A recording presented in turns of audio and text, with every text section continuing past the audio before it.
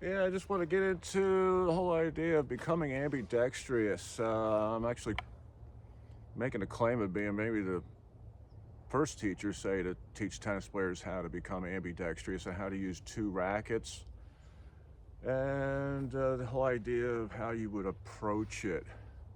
And the idea is that kind of historically or even currently, tennis players are only developing one arm. And so the idea is what they're doing is just say developing one arm, but they're not developing their other arm. So ultimately, they're not becoming ambidextrous. And the idea of how you would actually go about how becoming ambidextrous. So the idea is that it turns out that when somebody just develops one arm, just say your right arm, then it's something they're doing with their right arm. I'm not sure if it's really developing anything, but the idea of how they're applying, say, that arm, and the idea that they've reached a level of, say, coordination.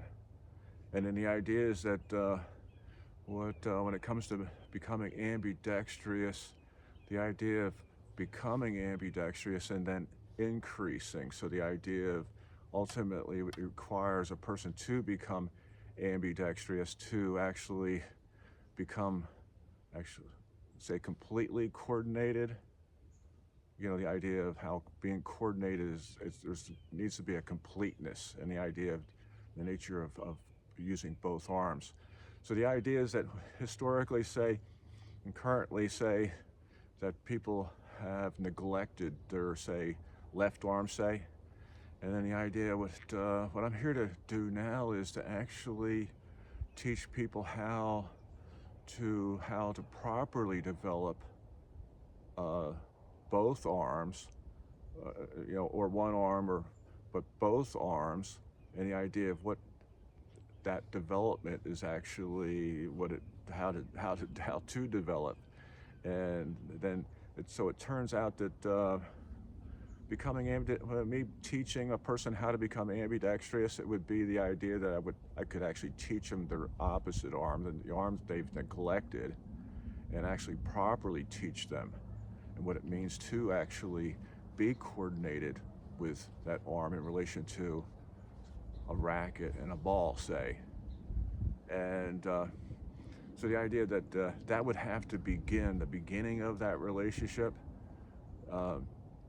What I have to say, what I've discovered is that uh, when I would, my approach to providing a lesson would be, or actually a practice would be based on um, taking say, your weaker arm and actually beginning with your, say, weaker arm, and before you would go to your stronger arm.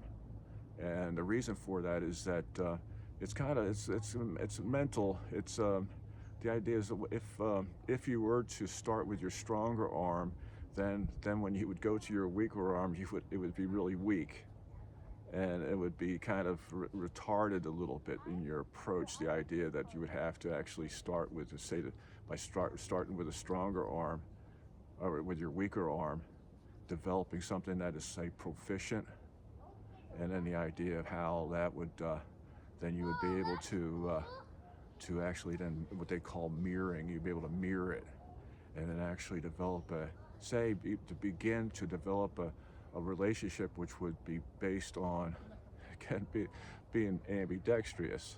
So the idea is if a person could only be able to, say, hit the ball like this with their left arm, I mean, just to be able to get to the point of being able to do that, then what they would want to do is then to bring their other arm in. So it's the idea of getting something that works, that they're able to produce with, again, their weaker arm, and then mirror it, and then maybe go back and forth. But that's that's uh, that's on, say, this side of the racket, which is it's kind of interesting. If you hit the ball on this side of the racket, it's kind of your forehand. So this side of the racket. So even with your left arm, just say if you hit it with this side of the racket, that would be your forehand. So the idea, and then so the idea is now the backhand. So here's your forehand, and that would be your backhand. So backhand, forehand, backhand, forehand, backhand, forehand, backhand, forehand.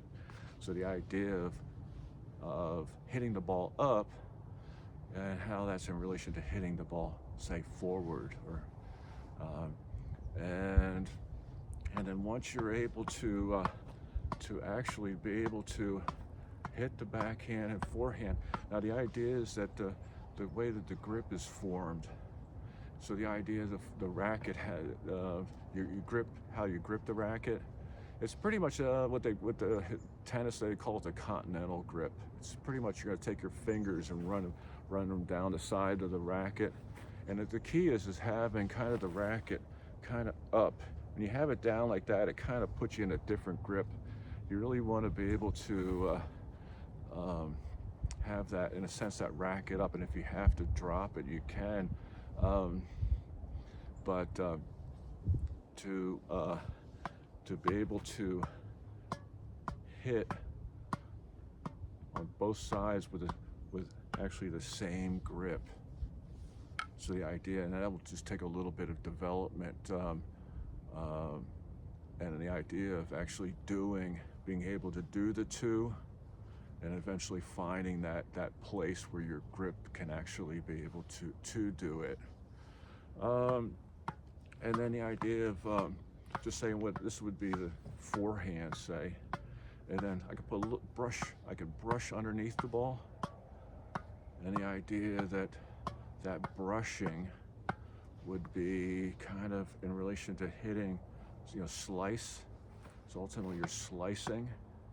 So the idea of being able to not just hit the ball up, but put a little brush inward, and the idea of how that would be kind of if you're hitting on a court, say, or hitting against the backboard, the idea of how that would be a little bit of a slice. You would put a little slice on the ball, and being able to, say, do this, a little bit of spin, how it would put you in that grip to be able to hit that slice. And then with the backhand, it's actually, it would be kind of, you're going out, would be,